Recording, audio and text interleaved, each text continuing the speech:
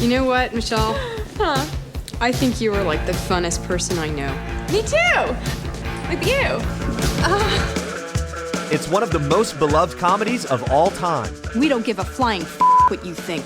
In 1997, Romy and Michele's high school reunion took audiences on a hilarious ride full of friendship. Come on, Michelle, let's just go dance with ourselves. Okay.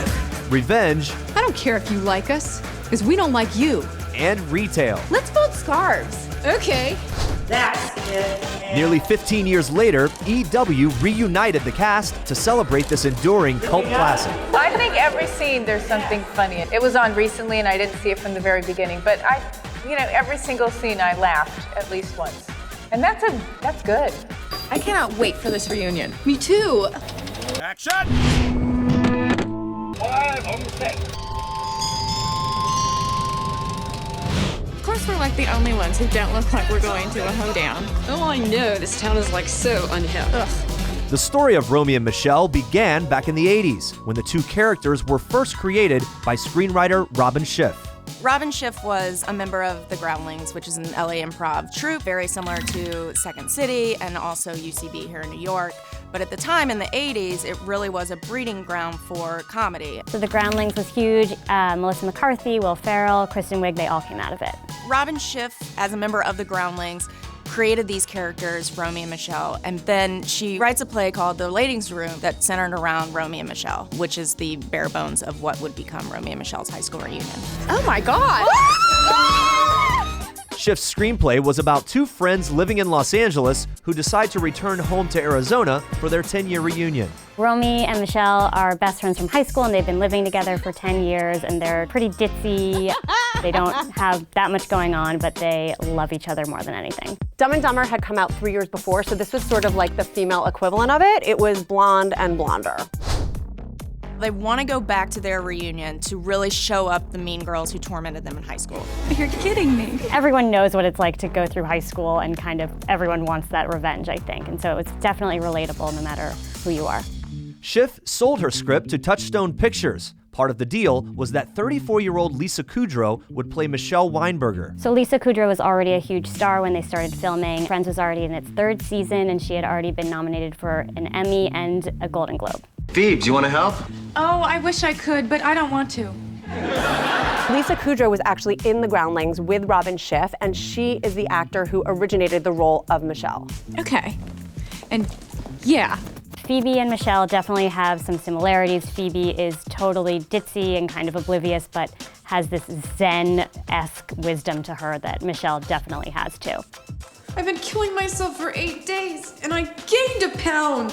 That's impossible. Did you deduct 16 pounds for your shoes? I grew up in the valley, like the actual valley. So, in 7th grade, that's how I spoke. Except it was worse. There were no vowels, really, when you speak. So, yeah, I knew that already. And I knew a lot of stupid girls in junior high school and high school. So that helped flesh out who Romy and Michele were to me. Did you lose weight? All I've had to eat for the past 6 days are gummy bears, jelly beans, and candy corns. God, I wish I had your discipline. 29-year-old Mira Sorvino was cast as Romy White, just 2 years after her Oscar-winning performance as porn star Linda Ash in Woody Allen's Mighty Aphrodite. Hi. Are you my 3 o'clock? Romy was not too far off from her character in that film, Linda Ash, either. They're both a little bit ditzy, you might say, but kind of world-wise, too. No, but seriously, you want to know why I liked you right from the start? Why? Because I'm always attracted to losers. I patterned Romy's voice after my sister because she speaks, even though she was raised in New Jersey, although we were not born in New Jersey, but we were raised in New Jersey after 2 years in New York. You're a New Yorker. She talks, thank you. She talks with a Valley Girl accent. I was so lucky getting mono. That was like the best diet ever. But she doesn't talk low, and so I made Romy go like, okay, cool. And I see Romy thinks of herself as a guy, kind of. Like, she's not gay, she's not a lesbian as far as she knows. Do you want to try and have sex sometime just to see if we are? What? Yeah, right, Michelle. Just the thought of having sex with another woman creeps me out. But she kind of thinks in a masculine way and likes to take charge of things because she thinks she's the brains of the operation. She is the brains of the operation. I don't think so, actually. And Michelle's the heart of the operation. Don't you love how we can just say that to each other and we know that we're not being conceited? Oh, I know. No, we're just being honest. What's really funny is that these two actors were playing two not so bright women, but they're incredibly bright women. She's smart. I mean, what do you want from Harvard? What do you want from was almost a doctor over here? Yeah, almost. Lisa Kudrow went to Vassar, Mira Sorvino went to Harvard. So the joke was that on set, they were called Smart and Smarter. Our girl came up to me at the Louvre Museum in Paris and I turned around and she said, I'm the Mary. I'm the Mary and you're the Rhoda. I was like, what? I'm the Mary. Oh, you're the Mary! Oh, okay.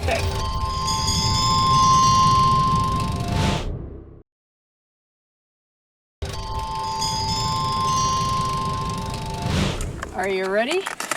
Ready. Let's do it. Romy and Michele's high school reunion was written by Groundlings alum Robin Schiff. Friends star Lisa Kudrow and Oscar winner Mira Sorvino landed the lead roles, and they were surrounded by a strong supporting cast. Heather Mooney from Sagebrush High in Tucson. 33-year-old Janine Garofalo played Heather Mooney, the no-nonsense nihilist who reminds the girls about their upcoming reunion. Are you going? I'd rather put this out in my ass. It is classic Janine Garofalo. Heavy eyeliner, smoking cigarettes, cursing, super cynical, and just like no BS. So Janine Garofalo had just come off of an Emmy nomination for playing the talent booker Paula on The Larry Sanders Show. I'm not your type. My breasts are real. You know, I can get used to that. Which is a very similar character to Heather in Romy and Michele. This is so weird. I didn't know you were living in LA. Well, now that you know, will we be getting together a lot? 32-year-old Alan Cumming was cast as Sandy Frink, the geek-turned-billionaire who was madly in love with Michele. God, he was such a geek. Hi, Michele. Gee, Michele, you're looking really lovely today. Okay, see you in biology. It's hard to believe, but Alan Cumming hadn't really done much film at this point. He had just played a Russian villain in GoldenEye, but otherwise this was his biggest role to date. I am invincible! The role of Christy Masters, the meanest of the mean girls, went to 35-year-old Julia Campbell. Can I have the rest of this?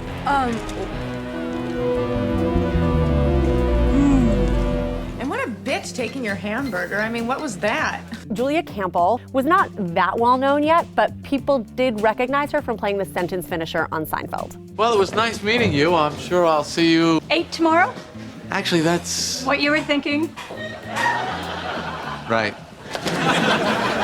To direct the film, the studio tapped 42-year-old first-timer David Merkin. So David Merkin was well known in LA as being a comedy writer. He wrote for Newhart, Three's Company, and The Simpsons. Hey guys, look what I smuggled aboard. Homer, no! Huh?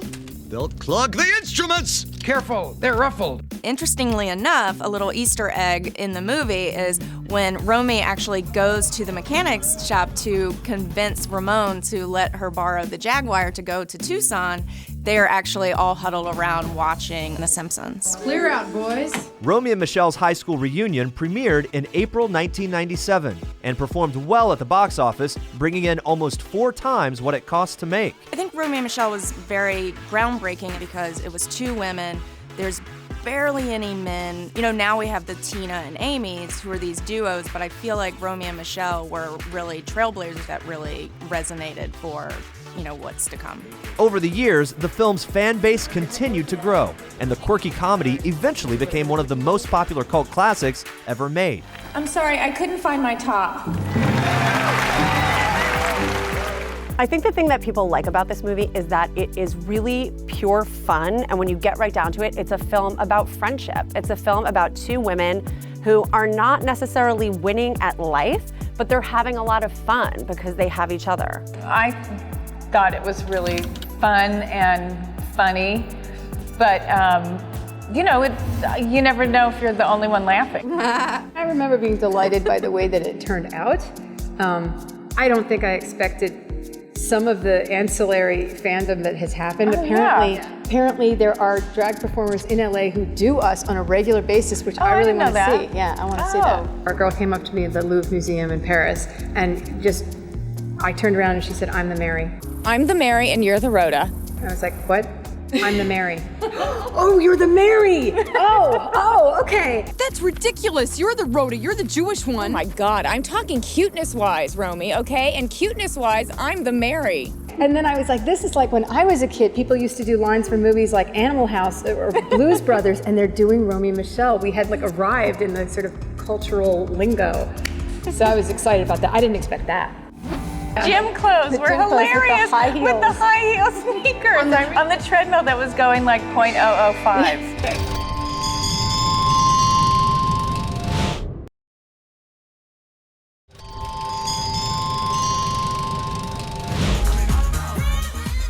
I can't believe how cute I look. Romy and Michele's high school reunion premiered in 1997. 20 years later, the film continues to endure as one of the most beloved cult comedies ever made. You know what? This is like the cutest we've ever looked. Thanks to the unforgettable performances of Mira Sorvino and Lisa Kudrow. I don't think they could have casted Romy and Michele better than with Mira or Lisa Kudrow. It just is impossible. The way that they interact and the chemistry that they have on camera is just untouchable, and it's very inviting. You just want to hang out with them. Well, she makes me funnier. I'm not funny usually. I'm not. And with her, somehow I tickle her in some fashion. I don't mean funny. physically. When she has to play a comedic stalker. I think that's what Mira has to do. Because when she does like intense look, it's very funny to me. It's just really funny. I just visit Funnyland, but she invented it. So I love being around you because it's just so much fun. Thanks. Well, you're fun.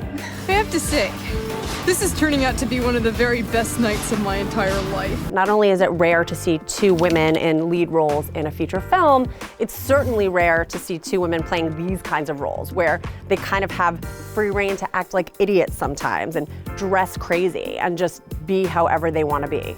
When the film begins, Romy and Michele are content with themselves and the modest lives they've created in Los Angeles. Aw, poor thing. Look, they won't let her shop. Yeah, like those sales girls in Beverly Hills aren't bigger whores than she is. I know. Starting out, we get this sense of their friendship. They're very happy. Romy has a job as a receptionist at a Jaguar dealership. Michele is unemployed, but has a fashion sense, wants to get into fashion, but nothing's really happened. Well, my first choice was to work at a boutique on Rodeo Drive, but this would be okay. Unfortunately, we don't have any openings here right now. Are you serious? They seem just out of college. I can't believe it. There are absolutely no guys here tonight. I know, none. Come on, Michele, let's just go dance with ourselves. Okay. She doesn't remember the club that. dancing routine. I was just trying to get her to remember that it's like the Macarena. And then we did kick open side to side, and she's blocked it out. I don't remember that. I don't have a lot of room in my brain, so once it's done, it has to clear out for the next thing. The first real conflict in the film happens when they find out about their high school reunion. You going to the reunion? What reunion? Our 10-year high school reunion in Tucson. You're kidding me. It's been 10 years since high school? Soon, Romy and Michele begin to re-evaluate what they've done with the last 10 years. Occupation, cashier. Unemployed. You know, Michele, Yeah?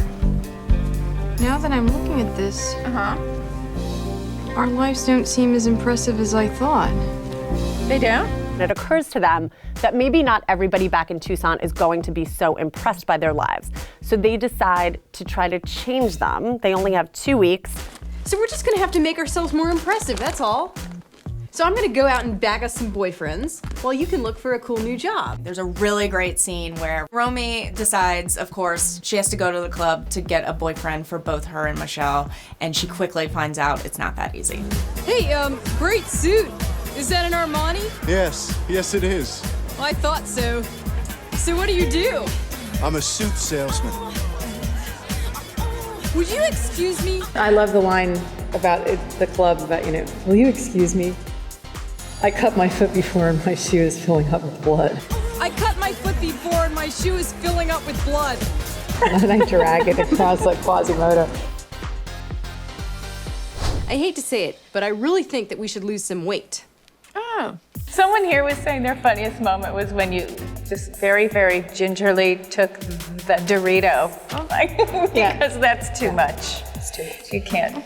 We have to stop. I think that like one chip makes a difference. Just like most of us before any big event, they are trying to get in their best shape possible, but it doesn't really work. Okay, guys, let's jump. Hey, Michelle. Yeah? What does this remind you of? Well, I know. This lady is totally sick. Gym clothes were hilarious with the high heel sneakers. I recently saw that on the treadmill that was going like 0.005. We're stomping and clomping, and I'm all mad because I can't lose any weight. I'm sick of this. I'm gonna go weigh myself. Eventually, Romy and Michele realize there's not enough time to improve their lives before the reunion. So they decide to fake it. We can go to the reunion and just pretend to be successful. I mean, who's gonna know? They're in Tucson, we're here. We can just show up looking like business women. Oh my God. They want to impress everybody from high school, so they pretend that they're businesswomen, and Michele makes them these completely tailored, absurd-looking business suits that kind of show tons of cleavage and are really form-fitting. Do you have some sort of businesswoman special? I love when we're asking for the businesswoman's lunch. Yes. If you have a businesswoman's lunch, because we're businesswomen. Come again? Well, we're businesswomen. Yeah, from LA. And you know, some places have like a lunch special. For business women. That's what they're called, businesswomen. And if you say it enough, then people will believe you. I love that, makes me laugh. We don't have anything like that. And I love that waitress's reaction when she was like, business? What kind of business you girls in? What kind of business you in? Right? And we just look at her blankly because we haven't thought that far ahead yet. We're all duded out in our Armani suits and hair and up sweep, I can't believe we never thought of what to say we did for a living. Oh my God, I've got it! Post-its! Everybody knows what Post-its are. Yeah. They basically decide we're gonna tell the world that we invented Post-its because everyone knows what a Post-it is, but no one knows who invented Post-its. I don't know, I mean, it just sounds like you invented Post-its all by yourself, you know? I mean, what did I do? A huge fight ensues over who did what, which is funny because they didn't actually invent Post-its, but they're gonna fight over which part they invented. So we could say that you were like the designer. Like I thought of them, but you thought of making them yellow. So their fight really spirals into some ugly places, and they end up arguing basically over who's prettier. You wanna be honest? Okay, good. Let's be honest. I let you have the ideas. What? Yeah, I let you have the ideas so you won't feel so bad that I'm cuter. You are not cuter, Michele. It's like common knowledge, Romy. Everybody thinks so. I'm the Mary and you're the Rhoda. That turns into a fight over who's the Mary and who's the Rhoda, meaning who's Mary Tyler Moore and who is her neighbor, Rhoda. That's ridiculous. You're the Rhoda. You're the Jewish one. Oh my God, I'm talking cuteness-wise, Romy, okay? Essentially, they're arguing over who's the star, who's the sidekick. Obviously, Mary would be the star and Rhoda would be the sidekick. When we get to Tucson, we're going our own separate ways. Okay, good. Fine, I don't care. I just remember working with the choreographer, and it was always, oh great, Mira, you can do that? Oh great. Oh, fantastic, because Mira can dance. And then I was like, well, I'll try.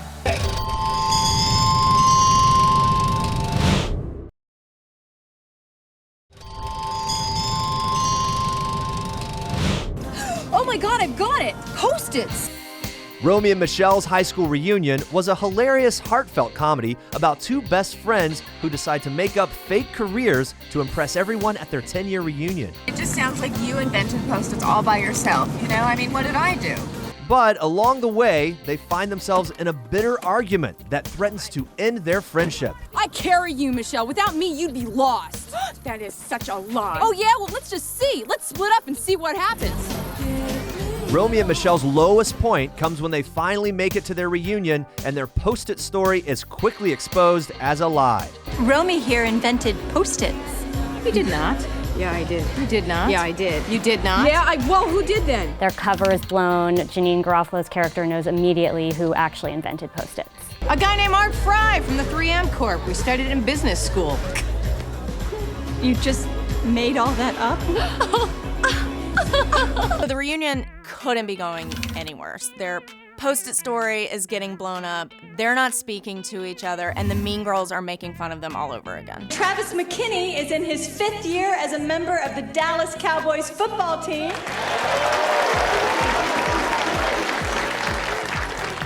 And Romy and Michele claimed they invented Post-its.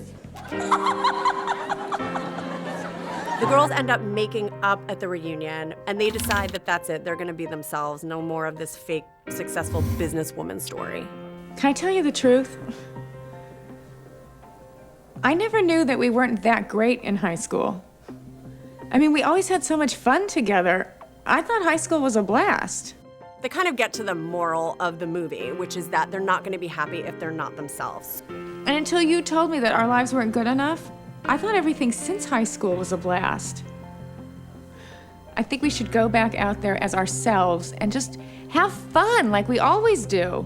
The hell with everyone else. They have this moment where they change back into their clothes, they go out on the dance floor, they confront the mean girls and say everything that they've wanted to say to them. What the hell is your problem, Christy?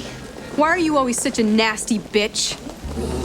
I have to say, I love the line that we sort of wrote together about when we tell off the mean girls, and because that originally wasn't in the story. You get some kind of sick pleasure from torturing other people?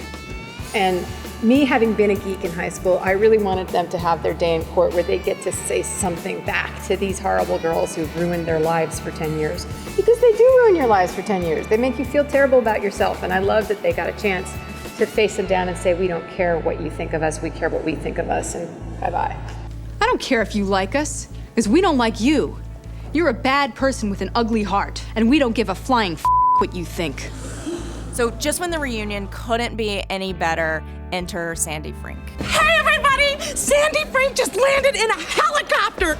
Sandy Frink, basically the biggest nerd in high school who was in love with Michele, flies in on his helicopter. Turns out he's kind of dreamy now. Apparently he's worth like millions. He invented some kind of special rubber or something. Like for condoms? Always being in love with Michele, he walks right up to Michele and tells her how he feels. After all these years, you still take my breath away. But no matter how much I accumulate, there's still one thing I just don't have. Your own country? I don't have you, Michele. Guy gets girl and impossible to get rid of best friend. Will you dance with me? Only if Romy can dance with us. Sure. And that leads to probably one of the most epic dance routines in the history of film, the three of them dancing to Time After Time. They do this bizarre interpretive dance that probably nobody else could ever get away with, but it's so them and it just works.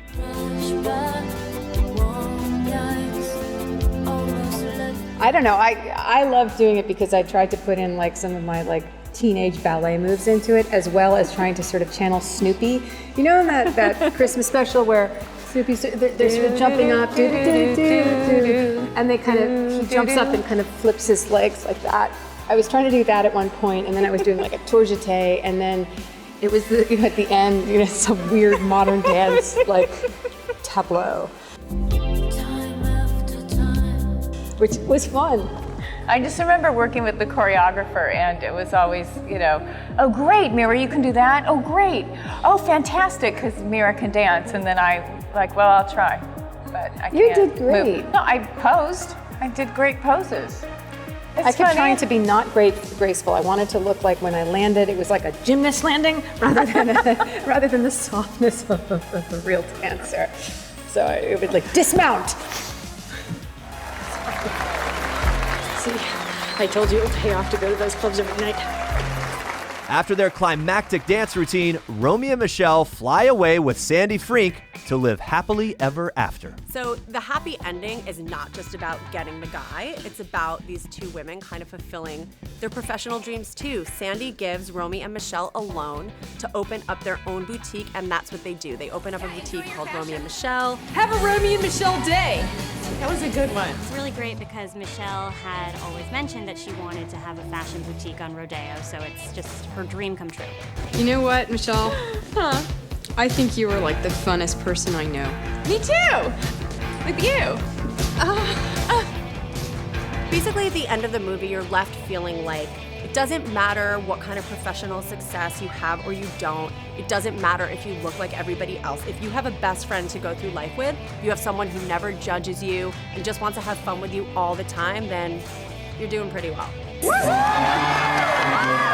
In 2005, 8 years after the release of the film, Robin Schiff wrote and directed a prequel, Romy and Michele in the Beginning. The made-for-TV movie starred Katherine Heigl as Romy and Alexandra Breckenridge as Michele. You think you have problems? This girl in Love Connection went out with the pool guy. Ew, bad job. Really bad job. What not everybody realizes is that this was actually a pilot for a TV show about Romy and Michele, going back to their early years in LA. So the prequel, Romy and Michele's high school reunion, didn't do well and didn't get picked up, sadly. Oh, sorry. Now that we're celebrating the 20th anniversary of this great film, I think the fans would agree that we need a sequel. Well, hopefully one day there will be a movie about what they're doing today. Romy and Michele get married. Romy and Michele get Have a divorced. baby. Yeah. Sequel or no sequel, Romy and Michele's high school reunion will continue to attract new audiences and will remain one of the most beloved films of all time. In the end, it really is about two friends sort of going through life together, just having a lot of laughs, but also being, shoulders to cry on. You just want them to win at life. It's kind of like a nice little revenge fantasy for anybody who ever struggled in high school. I just think it resonates, and it's 20 years later and we're still talking about it. The point of it was to have fun and to create fun, and I've never had so much fun on a set as I have on that one. Let's fold scarves. Okay.